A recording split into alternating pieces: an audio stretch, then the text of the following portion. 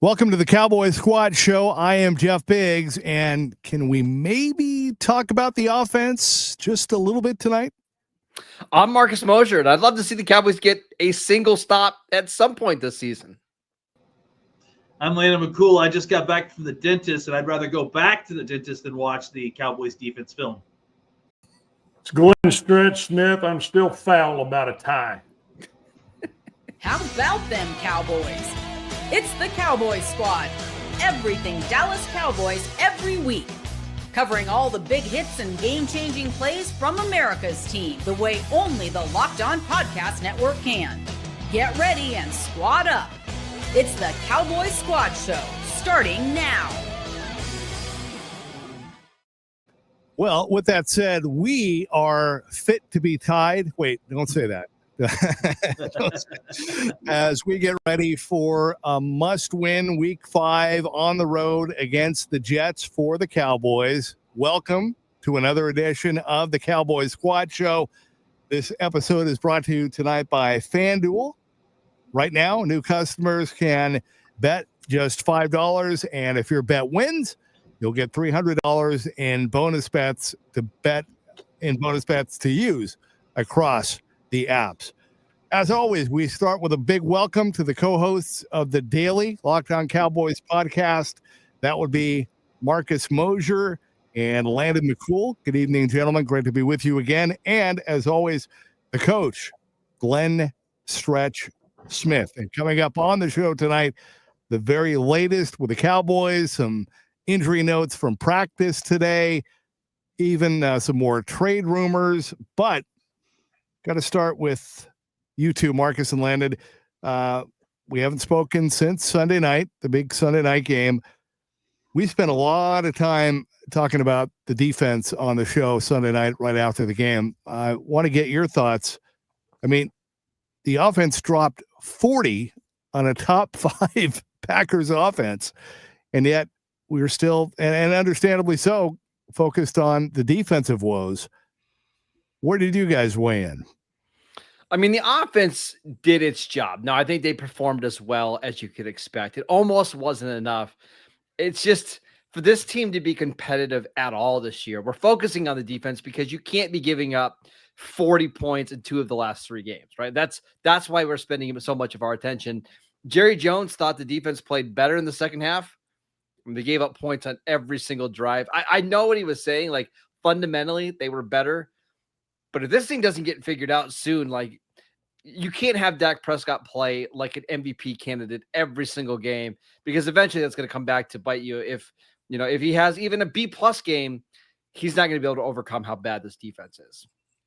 Yeah, I don't think Jerry was spinning too tall a tale when he said that he felt like the Cowboys defense played better. I do think it played better than it did against the Bears, but I think ultimately there's a point where results matter, and you put up 40 points and you ended up in a tie. So I think there's clearly some improvement happening on the defensive side. It's certainly not nearly enough or happening nearly fast enough. And the question really becomes, like, how much better can it get this year? How much better can it get this season without a major move in the personnel department, or in the personnel of the defense, rather?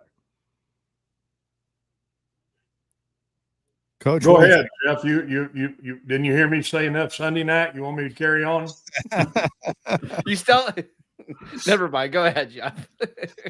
Well, with that said, Coach, sleeping on it and having a couple of days to kind of process it, where do we go from here?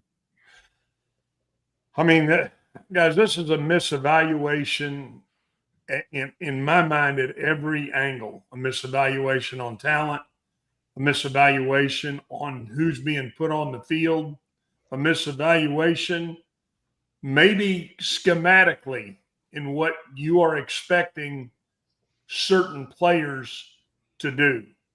I like Donovan Wilson. I think he's a hell of a football player, but I also know what he is. He's a box safety. He's not a half-field player. I like Diggs. Diggs is a man-to-man cover guy. Bland is a man-to-man cover guy. And you're trying to put these guys, you're wanting to square peg your round hole with guys that don't fit what you do. And to me, that's why they call you a coach. I can teach anybody one specific thing to go do, and they can go do it. You have to evaluate what you have, and then you have to put those guys in a position to be successful. And right now, that's not being done. And you wonder, like, how much better or worse could this get, right? Like, we heard Trayvon Diggs talk today about wanting to play more man coverage, and it doesn't sound like that's in the cards at all. And maybe that's just not going to be the case. Now, I do think this week against Justin Fields, you're probably better off to play zone because you don't want to turn your back to Fields. Overall, and you're going to have to play some man coverage, at least some, against some of these better offenses that you're going to face in the second half of the year. I think we would like to see more signs of improvement. We just really haven't got much of that yet. Yeah, I don't disagree with any of that. I mean, I think that the obviously the Micah situation and the timing of that certainly hurt the defensive coordinator. It certainly is going to make the scheme look terrible because it's a scheme that relies heavily on being able to rush four. And if you don't have that kind of alpha dog to draw attention away and kind of provide for the other pass rushers, you basically don't have anyone who can function as a top end defensive end. You know, it's hard to consistently get away with only rushing four and getting after the quarterback. They're just too good nowadays.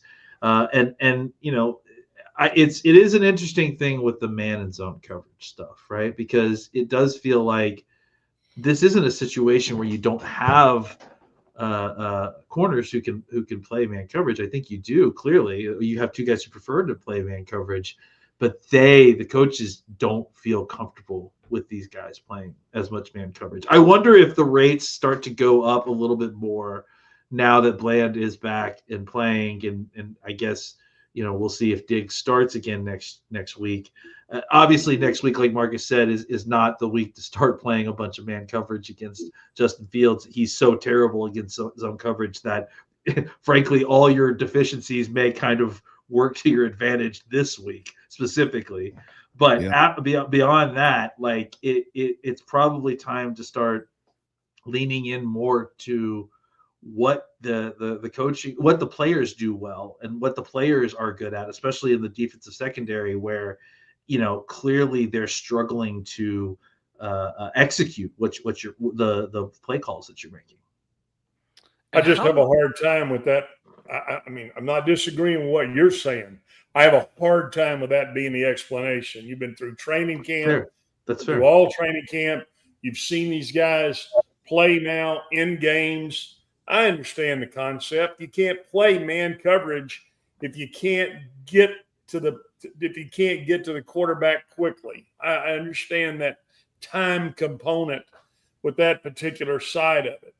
But the problem is, okay, let's just say that we're going to play zone. Then you know what? Play it like you know what. Play it well. Play it with second level guys getting where they're supposed to get. Play it with leverage. Play it understanding what to do. And when you're not doing any of that, then this is the result of what's happening, which is you're giving up 40 and you're having the owner come out and say, well, you know, boy, we were in the right zones. I mean, we did the right thing. We got there. We were just a tick late. I can't believe they gave up 40 and it almost wasn't enough to win the game. But you're right. Like they're playing a lot of zone and they're not doing it well. I have my guesses as to who are the players that are most frequently messing up some of the coverages. But I think those guys are going to be playing a bunch of snaps over the next couple of months. So it's kind of irrelevant. So yeah, I think they've got to play better and they've got to coach better. I wish I had more detailed analysis than that, but it's the truth. At some point, these guys just got to play better and the coach has got to coach better. I like it. Well, where do you guys stand? We talked about this as well. I think everybody kind of universally was not happy with a tie, right? I saw a note before we started tonight that 2 of the 3 games that the Cowboys have played have been the highest watched games so far this season. So the fact that the Packer game ended in a tie, do you think that will be enough maybe to get the NFL to think, yeah, maybe we should revisit the whole tie game scenario? I mean, you're the number 1 sport. You know what's crazy, Jeff, is the Cowboys are 1 missed 53-yard field goal from Brandon Aubrey away from being 0-2-2 right now, which would be kind of hilarious. But yeah, I wouldn't be surprised if we see the NFL adjust it. I think the Why? easiest. Why are we doing this again? Here's I think the easiest way to adjust it. Just move the overtime from 10 minutes to 12 minutes, because I think that would almost guarantee you get 3 possessions rather than just 2. I bet you that's the decision that they ultimately make. Or maybe they just give it a full quarter and make it 15 minutes. I mean, they could still be playing football. You think either one of those teams would have gotten a stop? Well, we're 3 days out of this thing. I mean, how much more did you need to see for them to show you? And you're a dad. You got kids, and I know you're a hell of a dad. Thank you. How much more do they need to show you? Hey, pops, we ain't got it. We don't have any answers. We don't know what to do. I don't know, but us East Coast dads are really struggling on Sunday night after watching football all day, starting at 9:30 in the morning. And that's why they're not going to. You just nailed it. That's why they're not going to ever, or they shouldn't change these rules, is because ultimately, it's the problem was that these games were 4 hours long, and 4.5 hours long, and whether we like it or not, they're playing to the TV audience. So TV show. I don't think that they're going to make any major adjustments. Yeah, I wouldn't be shocked. You're not wrong. Adding 2 minutes makes. I mean, it makes some sense, I guess. Even though because think about it in this game. If you had 2 more minutes, right? The Cowboys are probably getting, they are getting the ball back with a chance to win the game on a Brandon Aubrey field goal, and that's probably all you would need to settle a lot of these games. Will they never copy the college rule, because that would be copying the college rule? The college rule is so much worse. It's like I think there's 2 reasons why they won't do that. Number 1, and Jerry Jones mentioned it, they don't want 4.5-hour games. I mean, there's been a lot of times I go out on the golf course, play 9 holes, play the back 9, get something to eat, and the game is still playing. The one that I started when I was at my house. The other thing is, I don't think they want to mess with some of the records and the touchdown records. And you see this in college. Like, you get these 6-7 overtime games, and all of a sudden it's not all that uncommon for a guy to score 6 touchdowns. I think they don't want to mess with that part of it as well. All right. Okay. I mean, was that pinball machine that you saw the other night? That wasn't enough scoring. You want to give it to them on the 25? No, I just don't like a tie. I just think you're the number 1 sport in the country. You should have a way to have a team win a game. Can we do it like hockey? You just take one player off the field and go 10-on-10. Be a little bit more fun. Am I the only person who will sit here and defend a tie? Because I'll do it. No, I think they played 70 minutes of football, and okay, you can call it a heavyweight match or a damn pillow fight. Both teams were playing the same way. It should have ended in a tie. Thank you. That's exactly what they deserve. That's exactly right. The great Herman. Exactly how I feel. You play to win the game. But you didn't. But you didn't win the game. That's that. You know what? If you're going to win the game, you would have won it in the 3rd quarter. You would have won it in the 4th quarter. You would have won it on the 2nd drive when you had a 4th down. You didn't win the game. Neither team won the game. The other team almost lost the game by not even getting a kickoff. So needed one defensive stop. One defensive stop. One in the second half and in overtime. Yeah, and you're still be playing. I'm telling you, you're pointing at both teams. That's the problem, right? Like we would never finish this game. Listen, I understand that people don't like it. They call it like kissing their sister or whatever. But a tie was the most appropriate ending to that game. There was basically 2 unstoppable forces on offense and 2 incapable forces on defense. So. I'm totally okay with the tie, to be honest, because especially if you're a Cowboys fan, give me a break. You were 7-point dogs at home. Like, take your tie and be happy that Green Bay is walking out of your stadium dissatisfied with the result for the first time in 8 years or whatever it's been. So I take the tie and be glad with it, folks. All right. On that note, you guys mentioned, Marcus, you mentioned Jerry Jones. He had a lot more to say during that interview. A couple of things I want to run by you guys. We'll do that coming up. Also, more rumors and some injury updates as well. Great to be with you on this Wednesday night. We are just getting started. This is the Cowboys Squad Show. All right, I want to talk to you about FanDuel because this NFL season,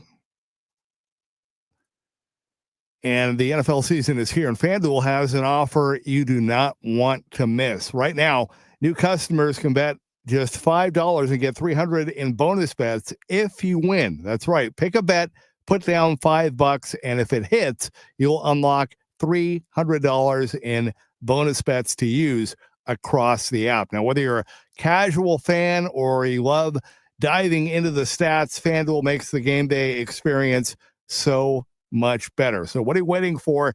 Visit FanDuel.com to download the FanDuel app today and get started.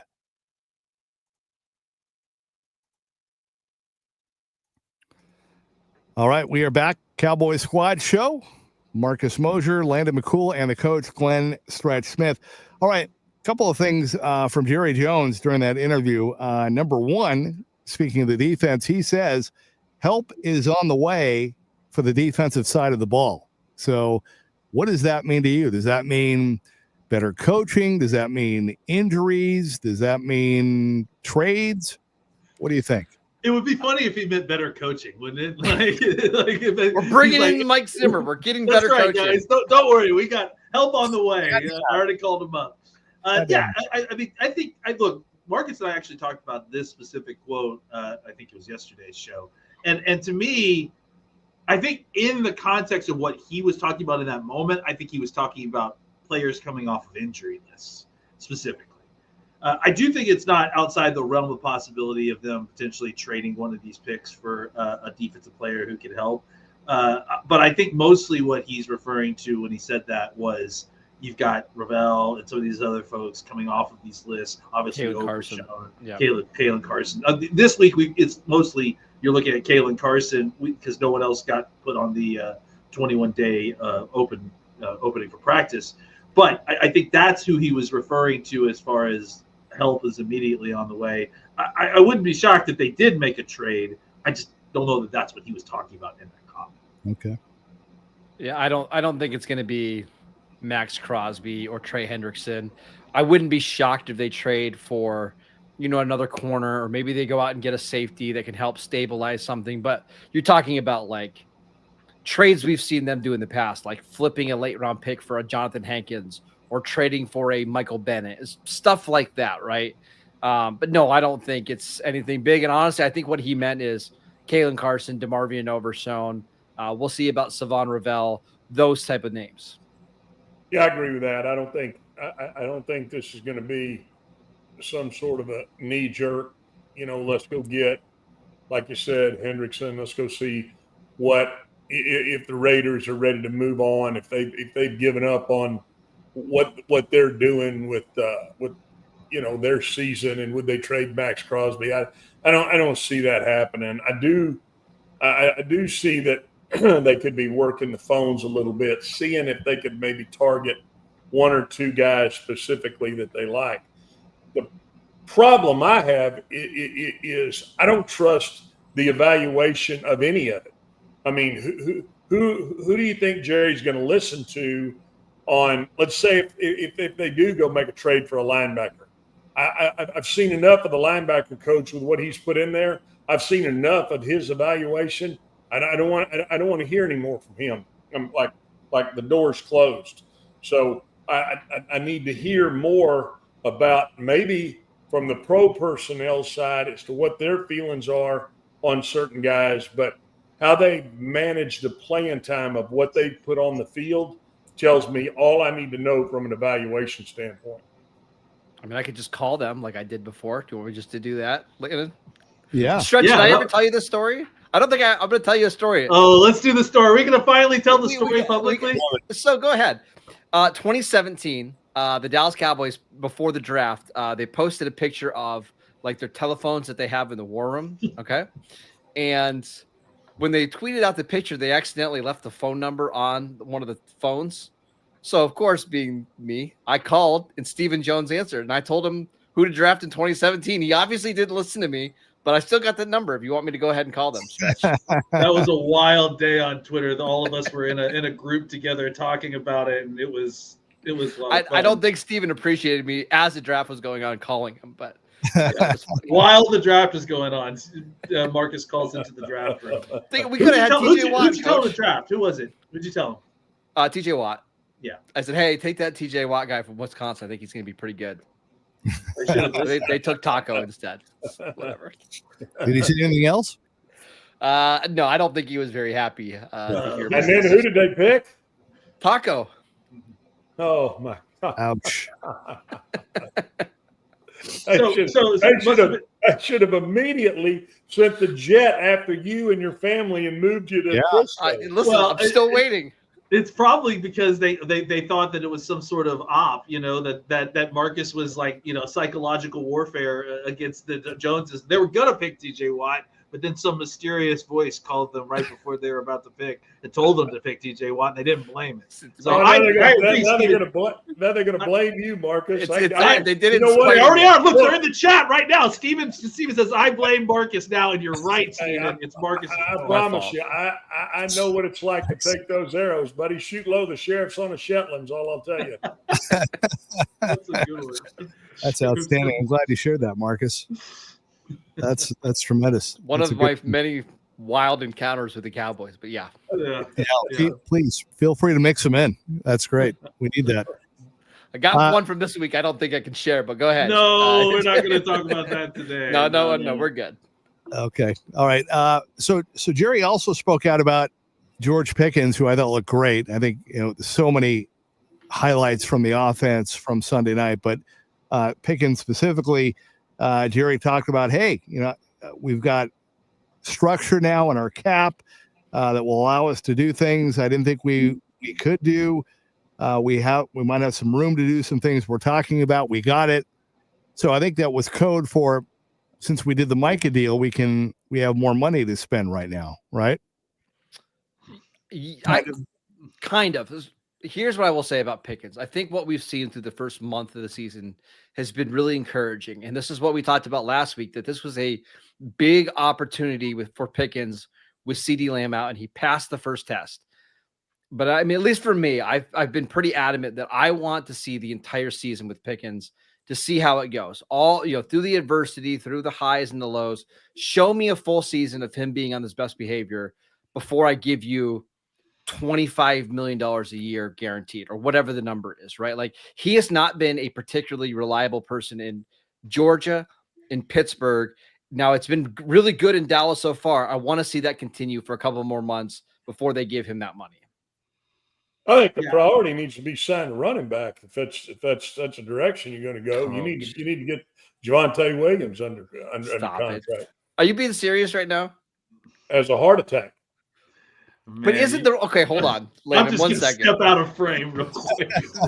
The fact that you found Javonte Williams for 1 year, there he goes out for 1 year, $3 million. Isn't that like a good indication of why you shouldn't spend big money on running back? Like, you've had success the last couple of years not paying a running back. Why not? What is big money? Well, I mean, I wouldn't pay him anything more than $3 or $4 million a year. And you're saying he won't take that?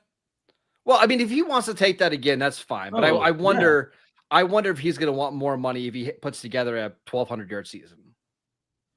I mean, if I'm him, I'm not signing a 3-year, $12 million deal, right? Not like after what he's done. Like, I feel like somebody would probably pay him more. Somebody would probably give him. Or at least I could convince myself that somebody would. Sure. If I was Javonte Williams, right? Yeah, I mean, I don't know what the number is, and I don't believe they do either. But my point is, from a pick up the phone and call the agent standpoint, are you telling me that what you've seen is not deserving of a running back who can flat get it done right now? Well, first of all, let me just chime in here that you're talking to the guy who doesn't believe in paying running backs, period. At this, I mean, not period, but like, Mostly. I think the Marcus specifically is, famous for not wanting to pay running backs big money, which he makes solid points in some of this, and I think the Javonte Williams situation currently is a pretty big data point in his favor, to be honest, right? Like they picked Javonte Williams up off the trash heap at this point. And he's I can't remember the numbers off the top of my head. The fifth second in success rate among running backs, like second in yards per carry. I love what Javonte is doing. Just let me be clear. Like I think he's a really good fit in the system. He's running hard, but I just don't know if you want to give a running back, at his age with, the wear and tear on his body, a big contract. You're right though, Stretch. If he wants to come back for $3 or $4 million on a 1 year deal, that's fine. Again, you're not hearing me. I'm not talking about Zeke money. That's not what I'm discussing. No, of course not. Of course not. I'm talking about from a priority standpoint. And just we have certain guys that we want to keep on this football team. And you roll your eyes at the fact that the back isn't fighting his ass off for this football team. I tell you what I'll do. Go match up how many times he's made a mental mistake in pass protection. It's true. You seen him cut one of these guys buck-ass free to kill your quarterback? He's not. I don't know, you haven't. So from a priority standpoint, now tell me where you're at. Well, you got a quarterback, you got a defense who can't stop Rudy, Pooh, Jack, nothing. And you got a quarterback who you did pay, so you better make sure that at least you're comfortable with who you're putting in there at running back. Oh, we're happy that we paid the quarterback now. I'll just say this: that I think now we got a guy wanting to turn the damn lights off in the studio. He's clapping. Wanted to work the clapper. Look, I think priority is the proper word, and I think that's the issue here too. Is that you don't need to sign Javonte Williams right now. Like that's the thing is whether we like it or not. And none of us listen. None of us. So what do you want? No. Let me finish, Coach. Okay. None of these folks are. None of us are arguing that Javonte Williams has played fantastic. No, I'm not arguing it either. I think we're all the personnel department to do. Stand over there scratching their ass. I mean, you got to come up with some work to do. We got to find some players, and we got to get the players we got under contract. That's their job. If he wants to take a low ball offer in the middle of the season, then absolutely, at any point he can come and take this low ball offer if he wants. But I mean, honestly, I just can't imagine a situation where the Cowboys would want to offer him the kind of contract that would make Javonte Williams sign a contract in the middle of what looks to be a very successful season when he could easily make more money by just playing out the rest of the season and seeing what the free agent market looks like.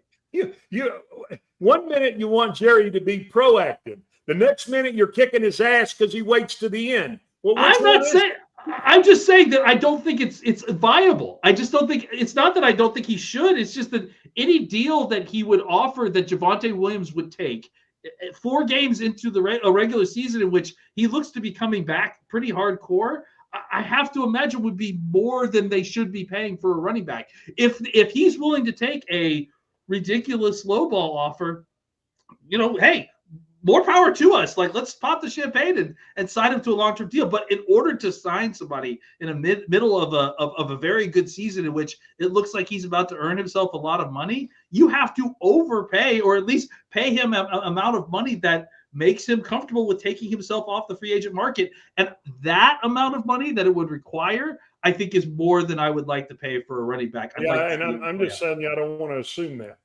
That's just my posture. I think you've got guys in the pro personnel department that need to be grading guys around the league, that need to be prioritizing what you need, that need to prioritize how and what you sign and how you move forward. And yeah, this guy's playing at his ass off on a 1 year, $3 million deal. I don't know what he'll take, and I don't think anybody else knows.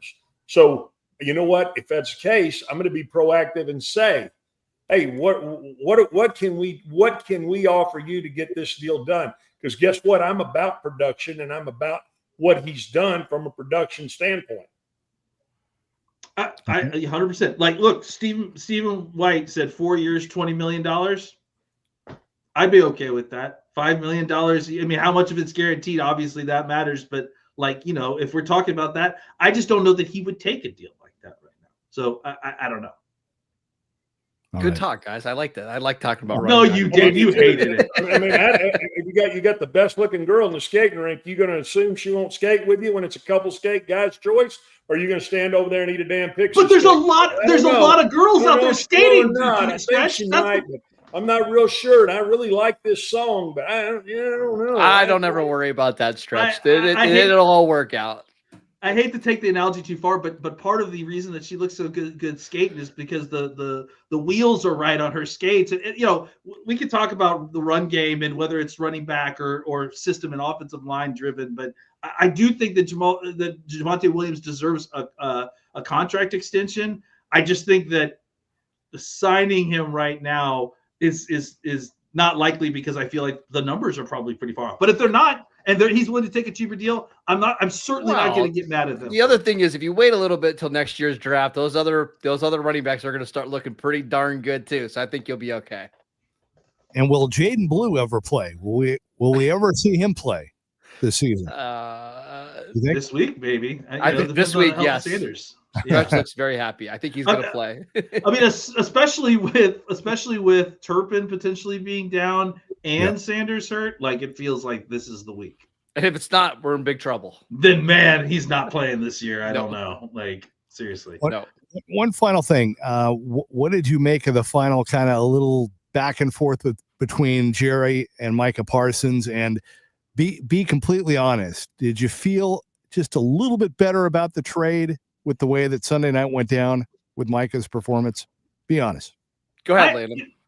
I think that to me, it just like Micah Parsons had an incredible game, and ultimately, like the Cowboys still scored 40 points on them, right? So, and I think that's where we are right now. Is that like it doesn't make me feel better about the trade because the Cowboys still have a serious pass rusher issue, and solving that pass rusher issue is going to be incredibly difficult. But I think it does go a little bit further into proving the point that, especially for defensive players, and Coach, we can have a whole other conversation about quarterbacks, but especially for defensive players, there is a point in which you pay them a certain amount of money. And, if you get the situation right, I think that money could be better spent on 2 or 3 mid-level players than just relying on one elite player. So I think that there's something to that. But, no, I still would rather have Micah Parsons right now if you're offering him to me. Okay. Coach, go ahead. No, I'm tired of talking right now. Okay. Oh man, I gotta make sure I don't get myself in trouble.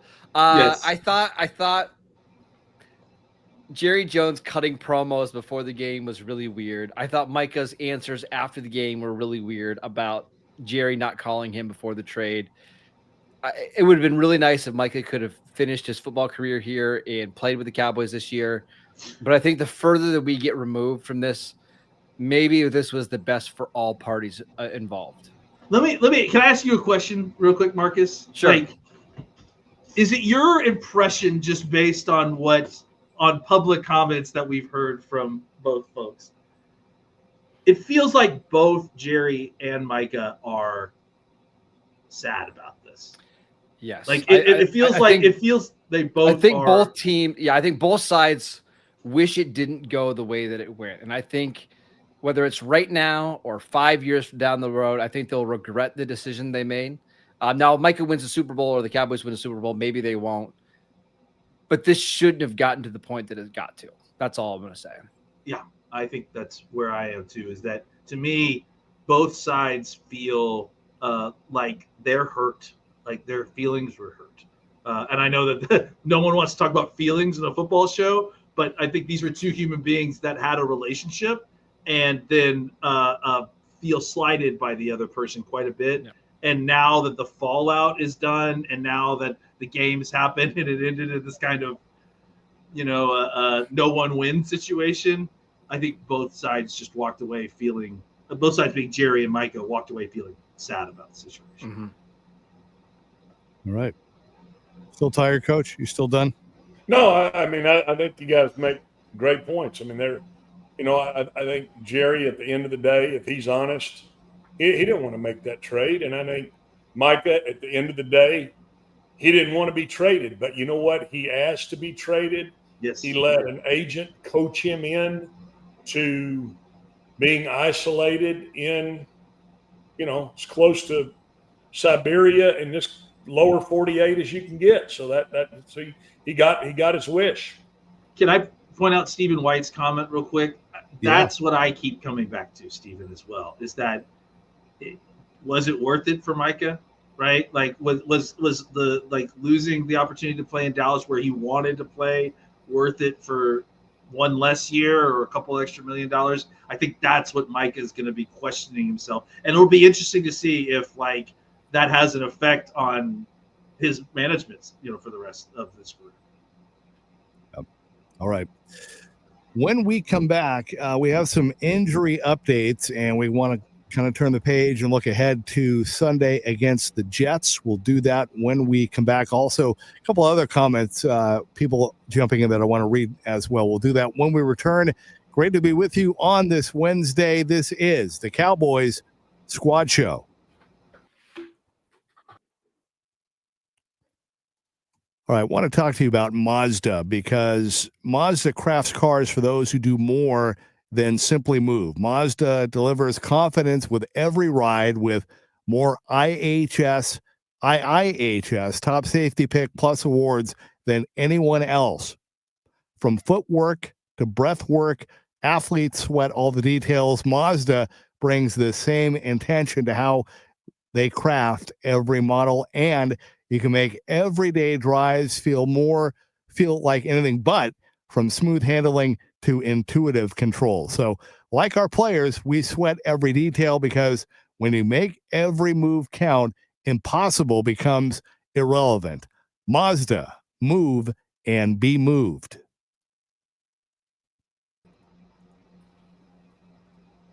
All right, we are moving on here on the Cowboys Squad Show. Marcus Mosher, Landon McCool, and the coach, Glenn Stretch Smith.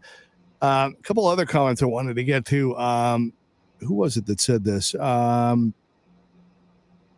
Vinny Cad says, Diggs has an attitude problem. Have you guys picked up on that at all? Is there anything to that? What, the brother of Stephon Diggs has an attitude problem? You would have shocked me. I think he's just weird. I mean, I hate to be like that. I like Diggs, but I think he's just odd. His brother is certainly very odd. And so I think he's just a different dude. I think he's extremely competitive. I'll tell you that much. Like, I just remember, in training camp, watching him constantly in Dak's face and really just trying to challenge him. And so I think there's just something to him that's just off a little bit, and not in a dangerous or bad way, but he's just a different cat, right? He's just a different dude. Yeah. And I don't think Nick Saban puts up with him at Alabama if he's a problem. He's not a problem. He's just different.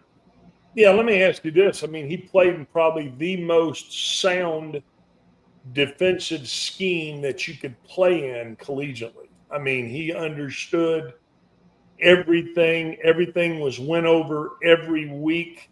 There was no stone unturned in a Nick Saban defense. And now things are different. And guys, a lot of times can't hide their body language. If they don't like something that's being taught, if they don't like a technique or they don't agree with a certain thing, it's hard to stay away from, what is a different body language. And I think that's what you're getting out of that young man. Well, can I also just say real quick that I think he had some right to be upset with the Cowboys with the way that they handled his recovery situation, to be honest. And he hasn't, held it against them necessarily. I think, if anything, he's acted pretty appropriately about it. Even the benching situation, he's, I think, handled well, and it sounds like he's going to start again this week. So I think there's some issues going on with Trayvon Diggs. I don't think he's playing his best football all the time, but I don't think he's like a bad egg. I also want to say, I thought he was their best defensive player on Sunday against Green Bay. Like, I thought he played really well. Now, the tackling stuff is whatever.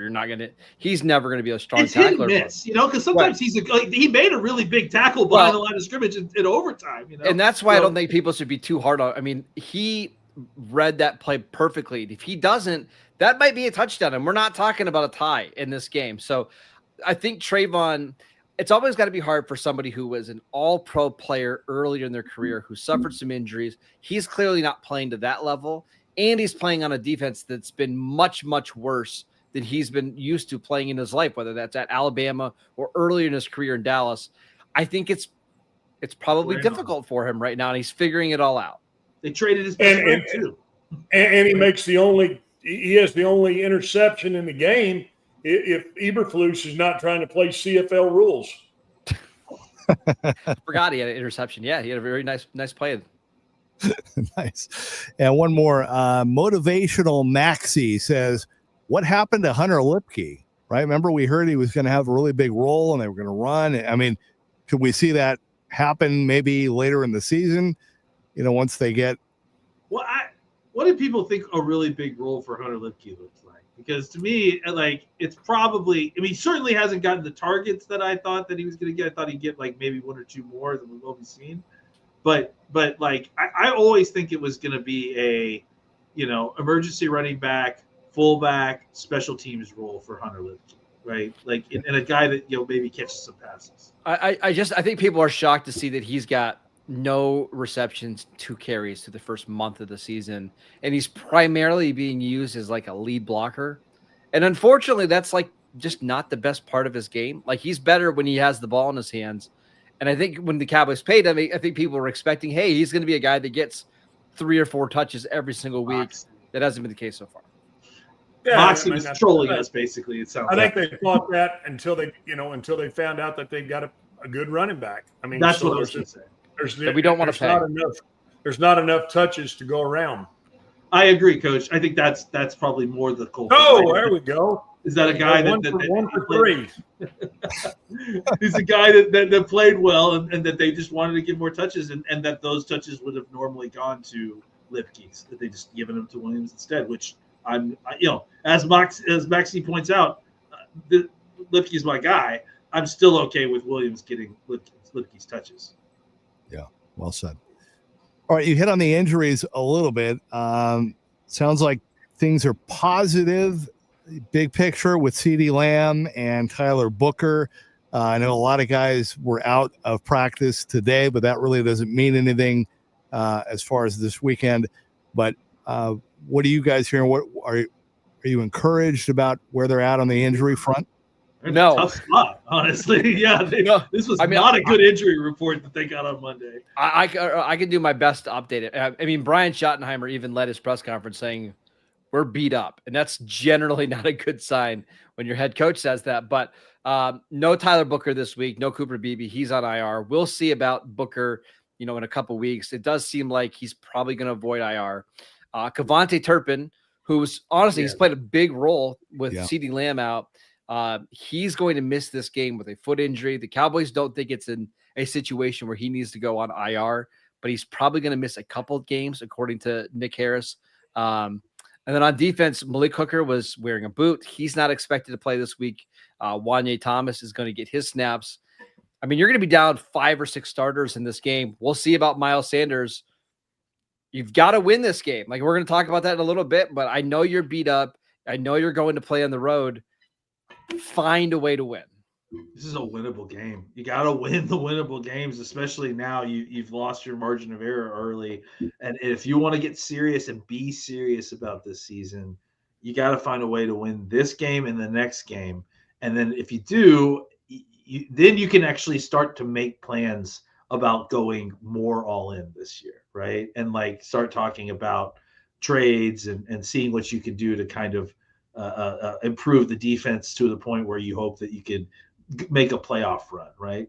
But it all starts with eating the low hanging fruit, and this is even though this is not a very disciplined or talented overall team right now, the Jets. They are desperate, and that is a difficult thing to do to play, especially when you're on the road. Yep. And coming off the high that they came off of offensively, expecting to challenge those guys to have to go do it again. To me, that's going to be a weekly challenge, because I do think the Jets can run the football, and I think obviously Fields can extend plays. And if you're not disciplined and you're not where you're supposed to be, it's pro football, and you can look bad. And if they go up there and don't put out a good outing, it won't have a good outcome.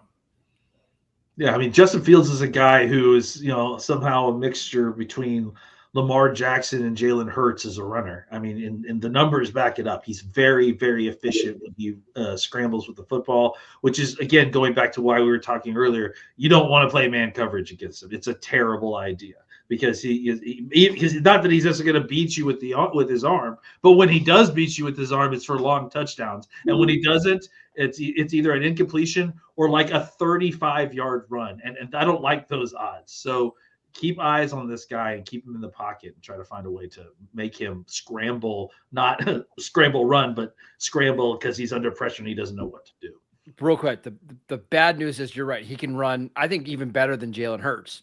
But the good news is he passes about as well as Jalen Hurts. So that's how you're going to win this one, right? Is they don't have the weapons of the offensive line that Philadelphia has. Make him get into these 3rd and 11, 3rd and 12 situations where you've got to throw the football. That's how you win.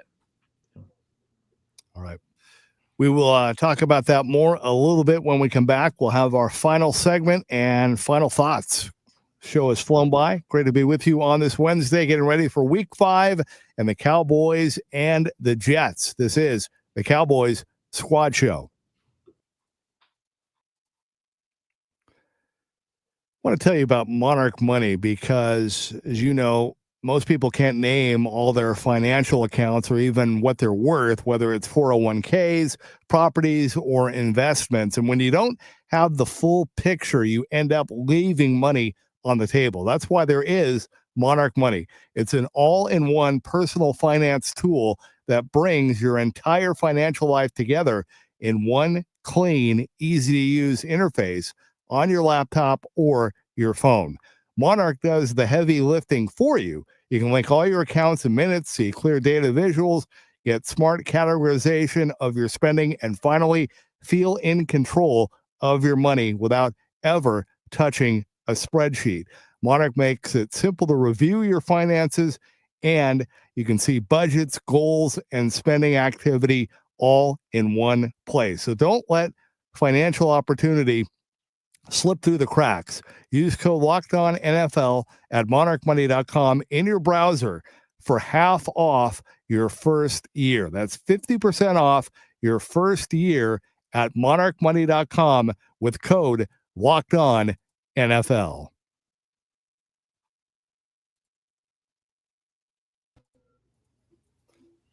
All right, welcome back. Cowboy Squad Show, final segment of the night as we get ready for week 5 and the Jets coming up on Sunday.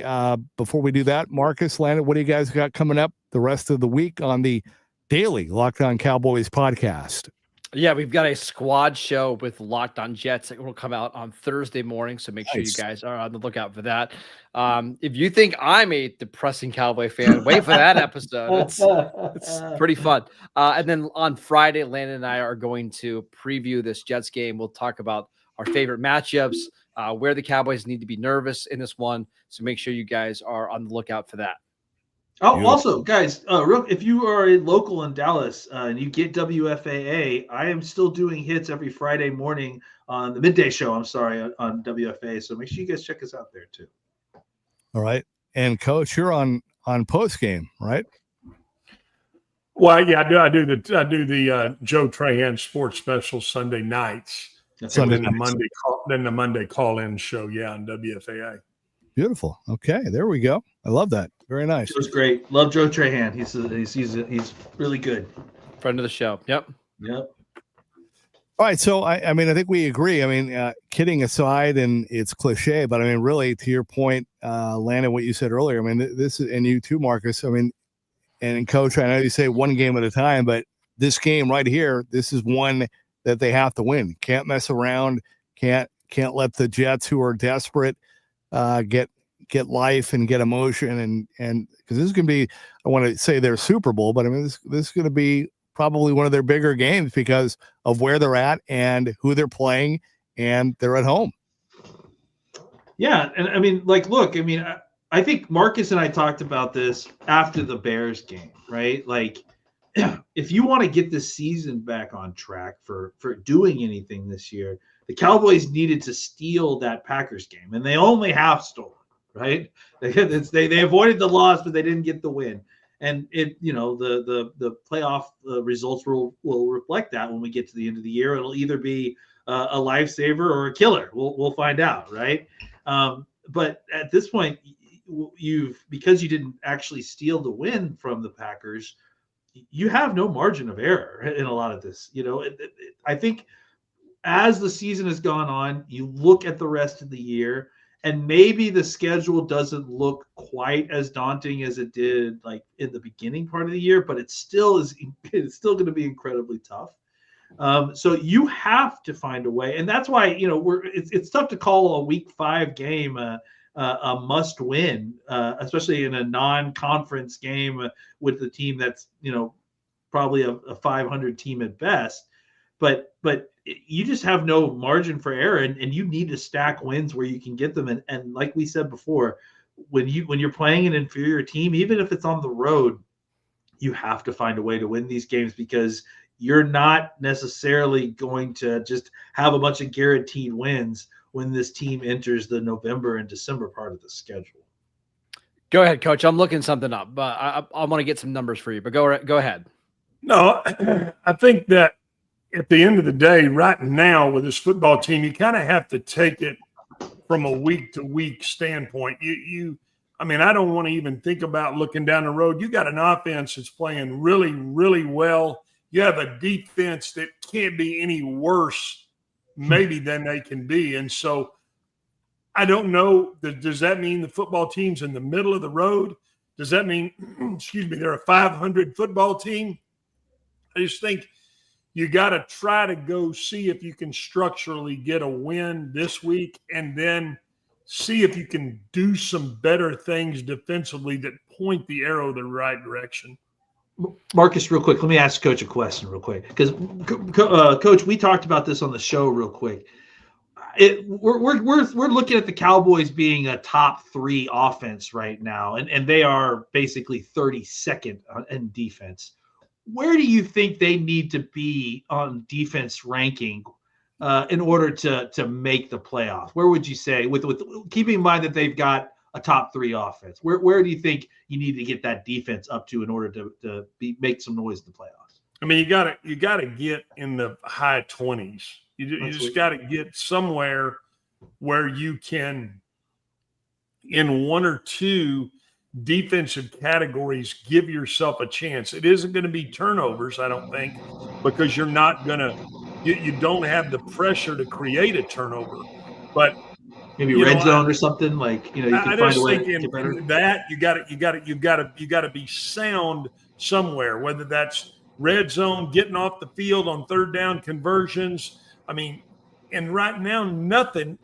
I mean, I hate to say that, but I mean literally nothing points to that at all. When I look at guys who play the wrong leverage in the simplest of situations, there is no possible way I can look at this and say, man, I got some help coming here. Because if you don't understand, I mean, like when Dobbs caught the 2nd touchdown, I mean, I've looked at that play 10 times. He's +3 from the bottom of the numbers. Where do you think he's going to run the route? If he's +3 from the bottom of the numbers, I mean, hello, he jogs inside for a touchdown. And so, I mean, there's so many things that have to be corrected. I don't know that they can. I just don't know that there's some sort of quick fix here. I mean, this defense is a damn mule that is broke down.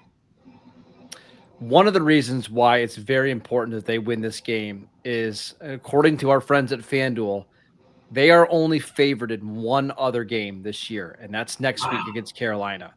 You have to win these games. And again, those lines can change. Injuries will move them. If the Cowboys win the next two, you'll probably be favored in other games as the season goes on. But you've got to take care of business in the games that you're favored to win before you start pulling off some upsets. Well, back to the defense. Do you think Matt Eberflus is that he's seeing what we're seeing? And I don't mean that to sound stupid. Obviously he is, but I mean, as far as improving and working with the players that you have, I mean, I guess what I'm trying to say in a roundabout way, can he fix it? Can he? Yeah. Yes and no. Like I think he can only fix it to a certain level. Like your talent matters. And unfortunately the talent's just not very good on this defense. And that's what happened when you remove Micah Parsons, but there's no reason they should be this bad on defense. There are other defenses across the league that have poor talent and they're still figuring it out. So can Eberflus get this defense back to a respectable unit that's playing, maybe above their heads a little bit? Yes. Will he? That's what we're going to watch and find out. This feels like a position coach problem in a lot of ways, right? Like, I mean, information is not getting disseminated down to the players. Eberflus has been a very, very, tolerable, good defensive coordinator at two different other locations. He didn't have like this level of disaster even early on with Indianapolis or even the Bears, honestly. And I can't believe that the talent. Well, I mean, that's not fair. I think maybe the talent might be not significantly worse than it was early on for those two stops when you account for the fact that Micah Parsons is not here. So, I mean, I think the answer is like it's probably not something that is going to be easily solved this year unless you're willing to change the scheme and move on from this defensive coordinator and have your fifth new defensive coordinator in 5 years, which is also part of the problem. Yeah, or moving on from there's nobody on the roster that's even like a natural guy to come in and replace him, right? It's not like you have last year where you had like a Paul Gunther or you had an Al Harris, right? Like it's probably going to be Aaron Whitecotton if you do that. And what's the point at that point? It's what's the point? And maybe that is pointing to exactly the problem that I'm discussing, right? Maybe they need to figure out their position coaches a little bit better next year. I don't think you're going to see a coordinator change because there's not any real good options. It's not like you can call up Rex Ryan and have him come, save the day, put his defense in. He'd like to. I'm sure he'd like to come try. I'm sure he would, but I'm saying it's not realistic. So no, it's not a good idea either. This is a guy who did a pretty decent job in Indianapolis. That got him a head coaching job in Chicago. I would think that he can at least start, even restart to make some things happen. And as I'm saying that, it's so hard to say that because in week 5 of the season or week 4 of the season, you don't know what leverage to play in a red zone situation. It's frustrating to talk about, and it's even more frustrating to try to flip on and watch. Because if you thought it was bad Sunday night, go sit down and try to watch it again. And it is. I mean, it's enough to make you just take the remote and say, I've had enough of this. Like I said, Coach, my mouth is still sore from the dentist office, but I'll go gladly get back in that chair as long as they're not showing that Cowboys defensive tape on the TV. Coach, does that sound like me on Monday talking to you about it when I was sitting at the dentist as well? I've got to go too. I've got to go get a crown fixed. So I guess, we'll hit the trifecta here. There you go. We'll all be moaning watching this tape. That's right. All right, guys. Well, on that note, we will count down and get closer to Sunday. In the meantime, we have a couple days left for the daily Locked On Cowboys podcast with Marcus and Landon. And then Coach and I and Aisha will be back with you after the game on Sunday. And again, Landon will be doing his TV stuff as well. So, guys, appreciate it very much, and we'll see what happens on Sunday against the Jets. Let's go. All right. For Marcus Mosher, Landon McCool, and the coach, Glenn Stretch Smith, thank you for being with us. This has been the Cowboys Squad Show.